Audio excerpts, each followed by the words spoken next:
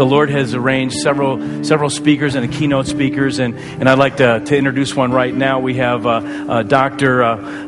Shonnard, who's going to come and share with us from the Catholic Medical Association. He's got a good word for us. So unstop your ears. Let the Lord soften our hearts to what He has for us this morning. So, Dr. Shonnard. There he is. All right.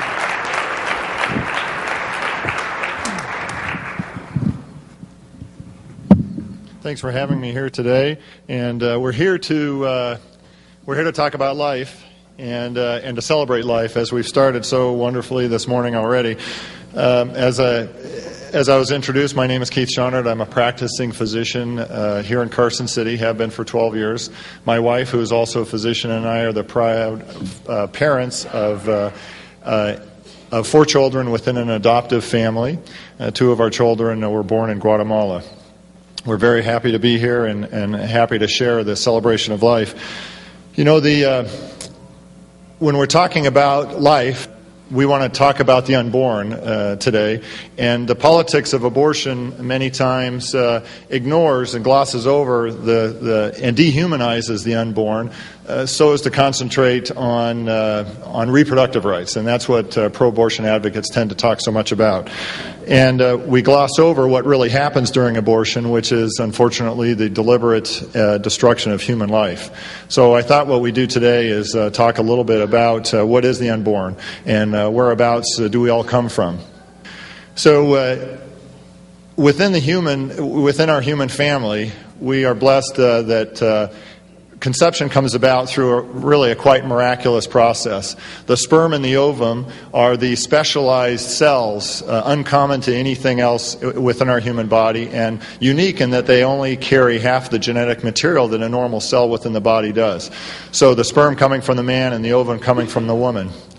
At the time of conception, when they come together, they form a unique, individual, single cellular organism which has its own unique genetic makeup, separate from that of the father, separate from that of the mother. This individual unique cell and single cell has all the information that it needs to go on to form an adult human, to form a baby, to go through the entire development that we all have done. That's how all of us have come about.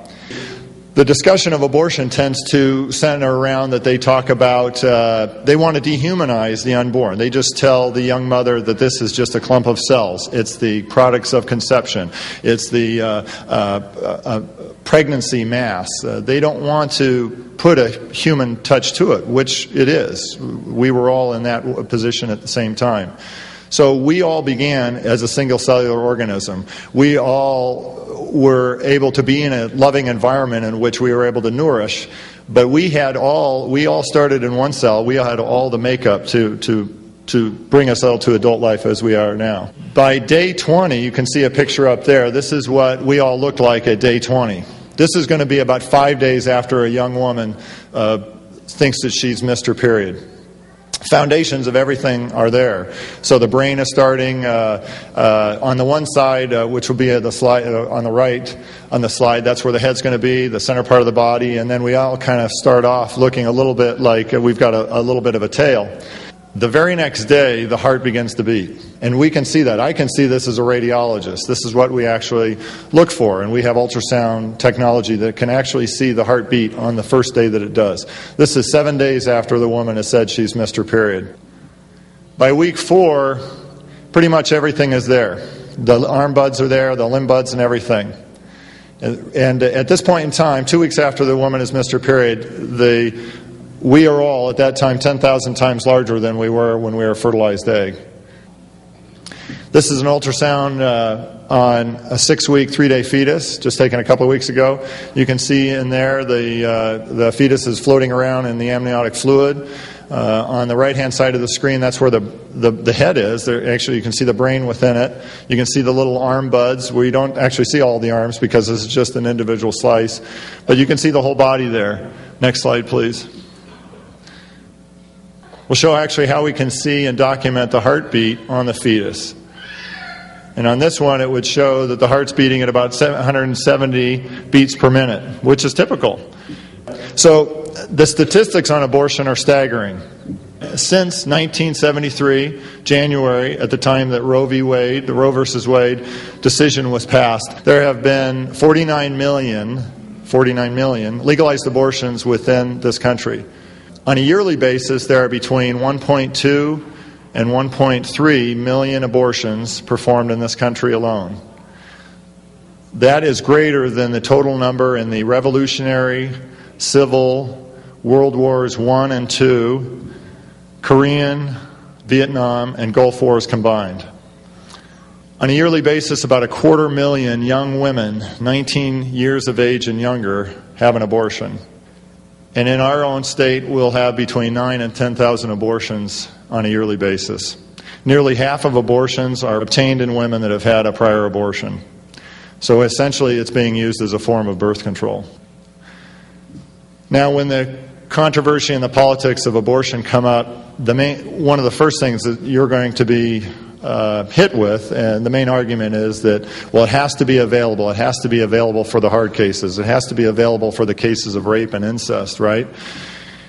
And of course, the emotions of all that, it's easy to get caught up in that. Even if we were to say, okay, I would agree with that, which I'm not saying we should, but even if we were, as you can see from the statistics, that only makes up a slim percentage of the number of times why an abortion is obtained, less than 1%. Even the most liberal estimates are about 1%.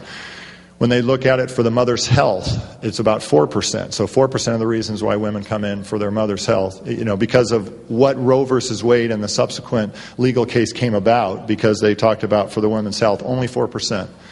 It's cited that for the baby's health or for chromosomal abnormalities, Down syndrome, some of the trisomies, this makes up 3% of the reasons why women get abortions. So altogether, that's 7%. So the overwhelmingly major reason why women get abortions are for personal reasons. Now, these are strong reasons, and we're not trying to discount them. These are important reasons. These are the same reasons that all of us as parents have had to struggle with. We're not ready for it.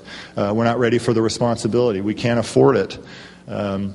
We may have other children, or these women have other responsibility. This is without a doubt, these are tough reasons. Not mature enough, they may feel, or that it might get in the way of career.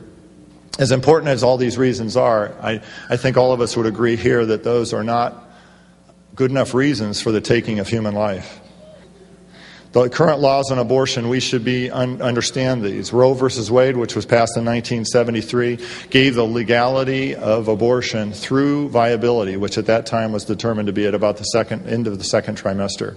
And at that time, this law stated that it was a decision between the doctor and the mother alone, and that's it. A subsequent case that came out the same year, which doesn't get as much publicity, is one called Doe versus Bolton. And what this said is that an abortion could be allowed throughout pregnancy for the life and health of the mother. And I'll read the exact term. It was, the medical judgment may be exercised in the light of all factors, physical, emotional, psychological, familial, and the woman's age, relevant to the well-being of the patient. All these factors may relate to health. So as you can see from that writing, excellent legal writing, it gave the rights to the woman. But as you can see how that can be, basically that allowed abortion to be done at any time up through the end of pregnancy. I want to leave with one quote of Scripture. And this is from John's Gospel, chapter 10, verse 10. A thief comes only to steal and slaughter and destroy. I came, just as Jesus' words, I came so that you may have life and have it more abundantly. As we're all celebrating here today, let us keep life in mind. Thank you so much for having me here.